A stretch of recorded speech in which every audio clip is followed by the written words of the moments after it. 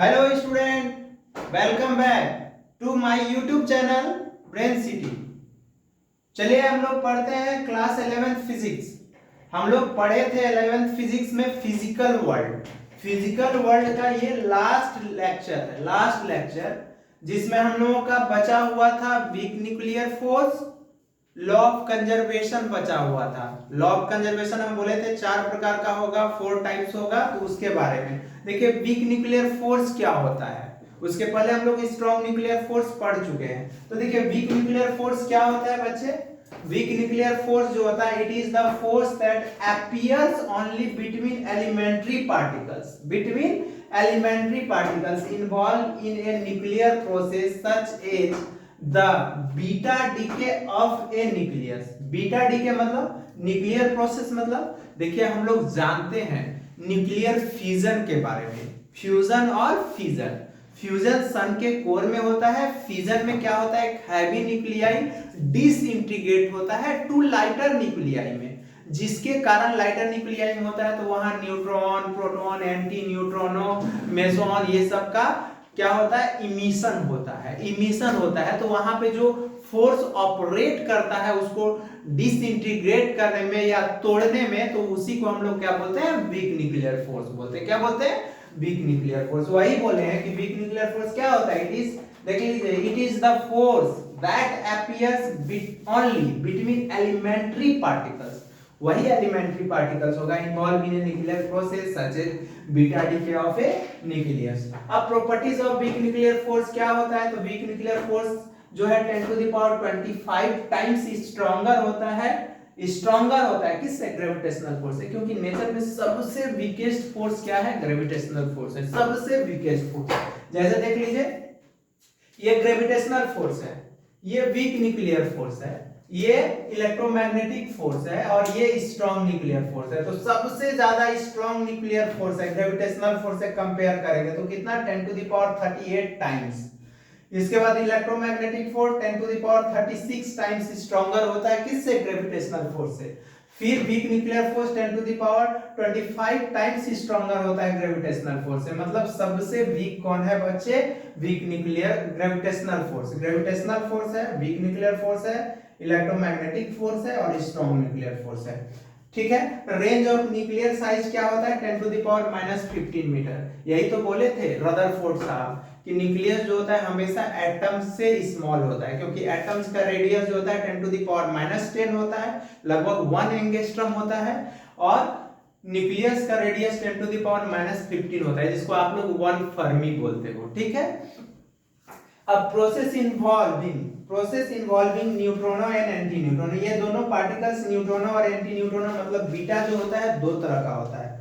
Beta decay जो होता है बच्चे, बीटा डीके मतलब होता है टूटना, 2 तरह का होता है, एक बीटा प्लस होता है और बीटा माइनस होता है। तो बीटा प्लस डीके में बच्चे प्रोटॉन का फॉर्मेशन होता है, बीटा माइनस डीके में न्यूट्रॉन का फॉर्मेशन होता है। तो प्रोटॉन का जब फॉर्मेशन होता है तो उस रिएक्शन को बैलेंस करने के लिए हम लोग एक रेडिएशन को जोड़ते हैं, उसी रेडिएशन का नाम क्या है बच्चे, न्यूट्रॉनो नाम है, न्यूट्रॉनो है। ये सब बहुत ही कम मास है, ये सब का एनर्जी भी कंटेन करता है। और बीटा माइनस डीके में न्यूट्रॉन का फॉर्मेशन होता है, तो उस रिएक्शन को बैलेंस करने के लिए एंटी न्यूट्रॉनो हम लोग ऐड करते हैं। मतलब न्यूट्रॉन जो होता है 2 तरह का होता है, एक स्लो न्यूट्रॉन होता है, एक फास्ट न्यूट्रॉन होता है। फास्ट न्यूट्रॉन जो होता है वो हार्ड होता है, उसका पेनिट्रेटिंग पावर ज्यादा होता है, उसी को हम लोग एक्सरे रेडिएशन में यूज करते हैं। एक्सरे में हार्ड होता है, फास्ट न्यूट्रॉन का यूज होता है। और स्लो न्यूट्रॉन का यूज जो होता है न्यूक्लियर पावर प्लांट में रेडिएशन को एब्जॉर्ब करने के लिए किया जाता है, जहां पे यूरेनियम 238 को 235 में तोड़ा जाता है, 96 आवर में जो टूटता है, तो वहां पे रेडिएशन बहुत ज्यादा क्रिएट होता है। उस रेडिएशन को एब्जॉर्ब करने के लिए स्लो न्यूट्रॉन, कैडमियम का rod, heavy water, vapour sodium, ये सब का यूज किया जाता है। आए बात समझ में। अब बात कर रहे हैं क्या, प्रोसेस ये हो गया, द मैसेंजर पार्टिकल्स है ये, दैट ट्रांसमिट करेगा the weak force between elementary particles are the massive vector, उसी को हम लोग क्या बोलते हैं, बोसोन बोलते हैं। बोसोन एक ऐसा पार्टिकल है जो मैसेंजर है, जो ट्रांसमिट करता है एलिमेंट्री पार्टिकल्स को, एनर्जी को। और देखिए आइसोलेटेड सिस्टम क्या है, हम लोग बोलते हैं ना, कोई भी चीज पढ़ते हैं, कोई भी कंजर्वेशन लॉ पढ़ते हैं तो सीधे बोलते हैं when an isolated body या when an isolated system, isolated system मतलब वैसा सिस्टम जिसपे कोई एक्सटर्नल फोर्स काम नहीं कर रहा है, मतलब वो सिस्टम रिमेन्स कांस्टेंट है विथ रिस्पेक्ट टू टाइम, वही लिखे हैं आइसोलेटेड एनी सिस्टम पार्टिकल्स या body on which no external force act on it is called, क्या कहलाता है, आइसोलेटेड सिस्टम कहलाता है। क्या कहलाता है, आइसोलेटेड। अब बात करते हैं हम लोग लॉ ऑफ कंजर्वेशन का। कंजर्वेशन का मतलब ही क्या होता है, कंजर्वेशन किसको बोलते हैं, कंजर्वेशन जो होता है, कंजर्वेशन उसको हम बोलते हैं कि when a body does not change with respect to time, when a body remains constant with respect to time, उसी को हम लोग देखिए physical quantity remains unchanged with time, such quantity are called, क्या कहलाता है, conserved quantity कहलाता है। The law which govern the conservation of this quantity are called, क्या कहलाता है, law of conservation कहलाता है। तो law of conservation कितने तरह का होता है, 4 टाइप्स का होता है। कितने टाइप्स का, 4 टाइप्स का। कौन कौन होता है 4 टाइप्स का, law of conservation of charge होता है, law of conservation of energy होता है, law of conservation of linear momentum होता है, law of conservation of angular momentum होता है। इसी 4 कंजर्वेशन लॉ से हम लोग सारे लॉ को पढ़ते हैं, यही 4 ही होता है। ऐसे law of conservation of mass होता है तो मास कंजर्व नहीं किया जा सकता है, बस वो केमिकल इक्वेशन में हम लोग एक जगह लगाते हैं कि रिएक्टेंट का मास इक्वल होगा प्रोडक्ट के मास के, ठीक है। तो चलिए हम लोग बात करते हैं law of conservation of charge के बारे में। Law of conservation of charge तो क्या होगा, charge neither be created nor be destroy, मतलब चार्ज को ना तो हम क्रिएट कर सकते हैं ना ही बर्बाद कर सकते हैं। इट इज रिमेन्स कांस्टेंट होगा, मतलब कांस्टेंट होगा। इट कैन बी ट्रांसफर कर सकते हैं one body to another body, charge को एक बॉडी से दूसरे बॉडी पे हम ट्रांसफर कर सकते हैं, ठीक है। क्या बोले, लॉ ऑफ कंजर्वेशन तो लिखिए, there are 4 types of law of conservation of, there are 4 types law of conservation. Law of conservation क्या होगा, 4 टाइप्स का होगा। There are 4 types of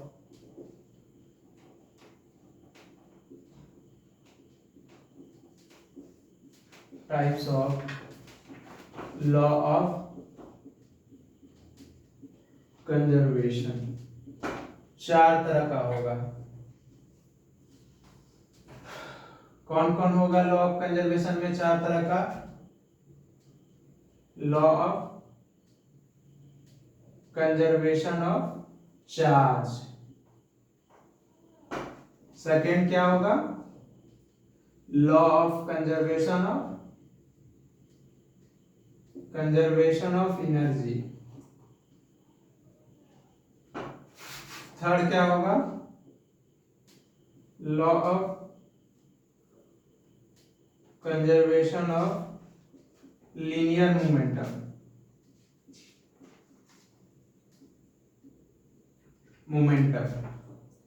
fourth क्या होगा, law of conservation of angular momentum, conservation of angular momentum.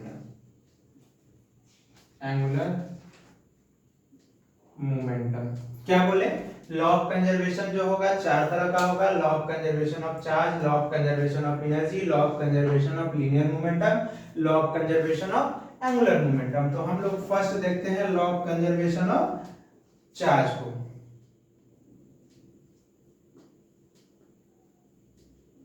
Law of conservation of charge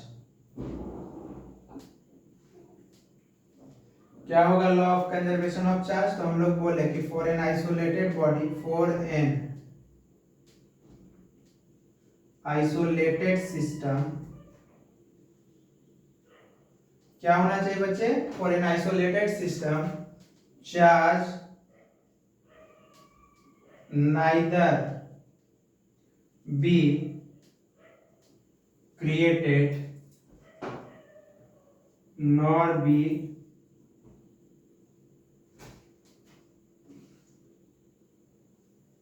destroyed. It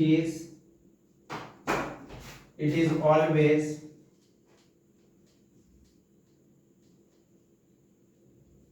conserved. इसी को that is हम लोग बच्चे कांस्टेंट बोलते हैं। इट कैन बी ट्रांसफर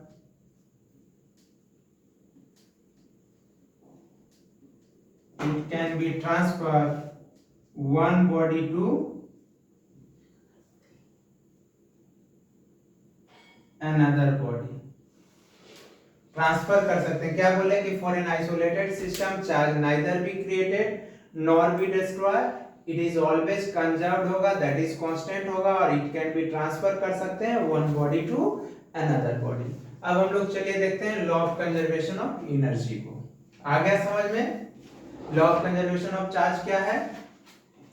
अब हम लोग देखते हैं क्या law of conservation of energy. तो law of conservation of energy ये भी होगा for an isolated system energy neither be created nor be destroy, it is always constant, it can be convert one form to another form. एक form से दूसरे form में उसको हम लोग कन्वर्ट कर सकते हैं। ठीक है, तो चलिए हम लोग पढ़ते हैं क्या law of conservation of second है।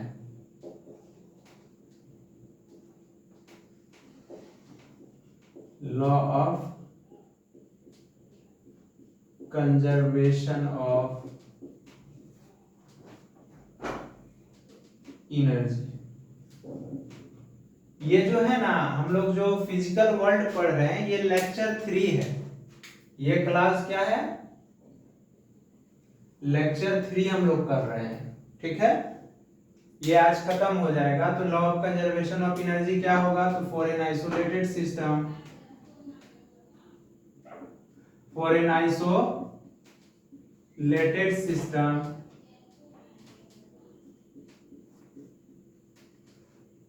Charge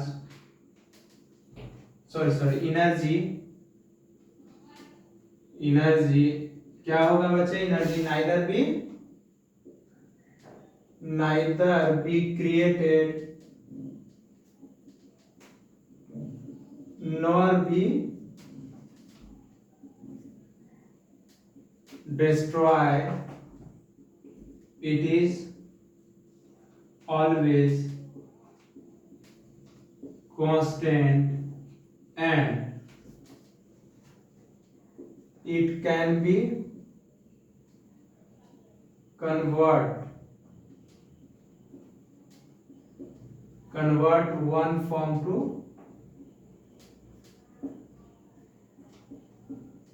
another form. एक फॉर्म से दूसरे फॉर्म में हम लोग कन्वर्ट कर सकते हैं। Law of conservation of energy हो गया। थर्ड हम लोग देखते हैं क्या law of conservation of linear momentum.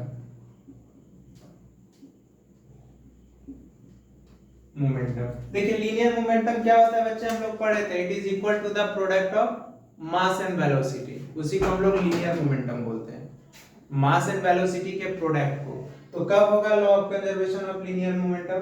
When an external force is upset, मतलब अगर किसी सिस्टम पे एक्सटर्नल फोर्स काम नहीं कर रहा है तो उस केस में total linear momentum of A system क्या है? कंजर्व्ड है। क्या है? कंजर्व्ड है। तो क्या बोले? क्या बोले? Law of conservation of linear momentum.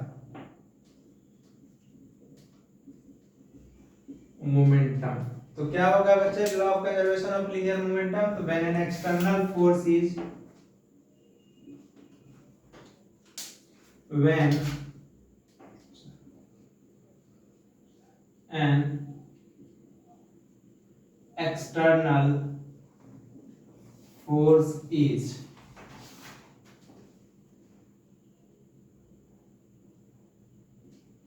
absent तो क्या होगा, टोटल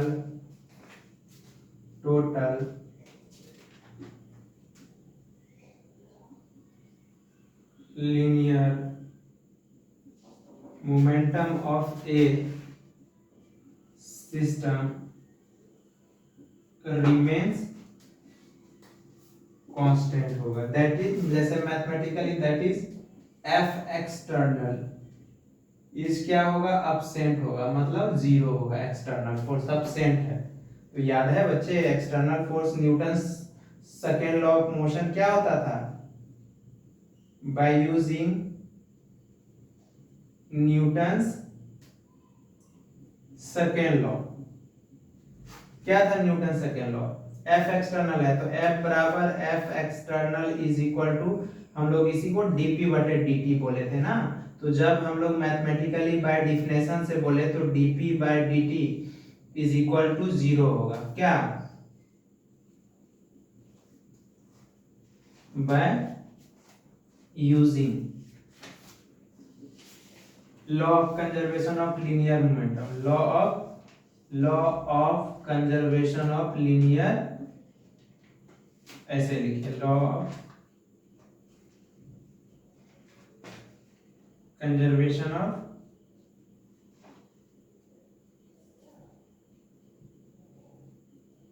मोमेंटम। हम लोग पढ़े थे कि डीपी मतलब हम लोग Newton second law of motion क्या बोले थे कि rate of change of linear momentum जो होगा वो इक्वल होगा फोर्स के। तो डीपी बटे dt is equal to zero. तो कोई भी चीज जीरो कब होता है, जब p, कोई भी कांस्टेंट कब होता है, कांस्टेंट का डिफरेंशिएशन हमेशा जीरो होता है। हम डिफरेंशिएशन में पढ़ा चुके हैं, ब्रेनसिटी पे आपका मैथमेटिकल टूल्स में ट्रिगोनोमेट्री, अलजेब्रा, डिफरेंशिएशन, इंटीग्रेशन सारे का वीडियो अपलोड है, आप जाके देख सकते हैं। तो ठीक है, तो p इज इक्वल टू क्या हो गया, कांस्टेंट हो गया इस केस में। इसी को हम लोग law of conservation of linear momentum बोलते हैं। क्या बोले, एक बार फिर से बोलिए कि अगर कोई सिस्टम है उस पर कोई एक्सटर्नल फोर्स काम नहीं कर रहा है तो टोटल लीनियर मोमेंटम उस सिस्टम का कंजर्व्ड होगा। ठीक है, चलिए हम लोग बात करते हैं law of conservation of angular momentum का। मतलब इस चैप्टर का लास्ट है डेफिनेशन, लास्ट, ये चैप्टर का एंड हो जाएगा बच्चे। इसके बाद हम लोग क्या पढ़ेंगे, यूनिट्स मेजरमेंट एंड एरर, मतलब यूनिट्स डायमेंशन और एरर। ठीक है, तो देखिए यहाँ पे हम लोग लॉ ऑफ कंजर्वेशन ऑफ क्या बोले, देखिए तो law of conservation of linear momentum में क्या था, एक्सटर्नल फोर्स अब्सेंट था। ठीक है, लॉ, देखिए लीनियर मोशन आगे हम लोग दो तरह का पढ़ेंगे, एक ट्रांसलेशनल मोशन, दूसरा रोटेशनल मोशन। तो जब ट्रांसलेशनल मोशन होता है तो वहां पे जो मोमेंटम आता है, मतलब कोई भी ऑब्जेक्ट v वेलोसिटी से अगर दौड़ता है तो वहां पे जो मोमेंटम आता है उसको हम लोग लीनियर मोमेंटम बोलते हैं।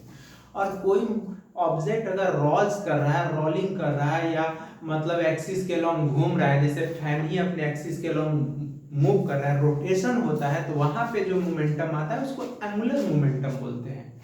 क्या बोलते हैं, एंगुलर मोमेंटम बोलते हैं। तो वहां पे टॉर्क, पंखा जो होता है, फैन जो होता है, टॉर्क के कारण मूव करता है। किसके कारण, टॉर्क के कारण। टॉर्क क्या होता है, फोर्स और परपेंडिकुलर डिस्टेंस का क्रॉस प्रोडक्ट है, ये आगे हम लोग पढ़ेंगे। ठीक है, तो क्या होता है law of conservation of angular momentum, law of conservation of angular momentum. क्या होता है law of conservation of angular momentum, तो क्या बोले, when a external torque, क्या बोले, टॉर्क है, TR, torque is absent, when external torque is absent, तो क्या होगा, the total angular momentum of A system is क्या होगा बच्चे, कांस्टेंट। कांस्टेंट मतलब टॉ को ये बोलते हैं टॉ एक्सटर्नल।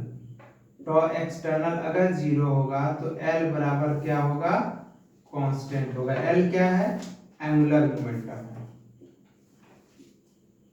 एंगुलर मोमेंटम है। तो L इज इक्वल टू क्या होता है फॉर्मूला, ये याद रखेंगे बच्चे, आपको पढ़ना है। यहीं तक ये लॉ हो गया, आई ओमेगा होता है L बराबर आई ओमेगा, मतलब आई होता है क्या, मोमेंट ऑफ इनर्शिया। इनर्शिया क्या होता है, mr स्क्वायर होता है। मास है और r क्या है, रेडियस ऑफ जायरेशन है, लेकिन यहाँ हम लोग रेडियस बोलेंगे, अभी उतना हम लोग डिटेल्स में नहीं पढ़े हैं। ओमेगा क्या है बच्चे, एंगुलर वेलोसिटी है। ये एंगुलर वेलोसिटी का रिलेशन हम लोग आगे पढ़ेंगे, v बटे r होता है, जहां पे v क्या होता है, लीनियर वेलोसिटी होता है, r क्या होता है, रेडियस होता है। यहाँ पे पुट कर देंगे तो r बराबर क्या हो जाएगा, m r स्क्वायर बटे v बटे r। तो l का फॉर्मूला क्या आ गया, mvr। ये भी आप बोल सकते हो बच्चे mvr। तो mv बराबर होता है p, इसको हम लोग लीनियर मोमेंटम बोलते हैं। क्या बोलते हैं, लीनियर मोमेंटम बोलते हैं। तो ये फॉर्मूला भी हो गया, L is equal to P into R। ये भी लिख सकते हैं हम लोग, जहां पे L क्या है, एंगुलर मोमेंटम है। ठीक है बच्चे, तो ये चैप्टर हम लोगों का समाप्त हो गया। ठीक है, तो हम लोग क्या करते हैं, फिजिकल वर्ल्ड खत्म हो गया, यहीं पे इस क्लास को हम स्टॉप करते हैं, रोकते हैं। तो मेरे इस चैनल को लाइक कीजिएगा, सब्सक्राइब कीजिएगा, दोस्तों में जरूर बांटिएगा, सारे दोस्त को बोलिएगा कि यहाँ पे अच्छा पढ़ाई होता है।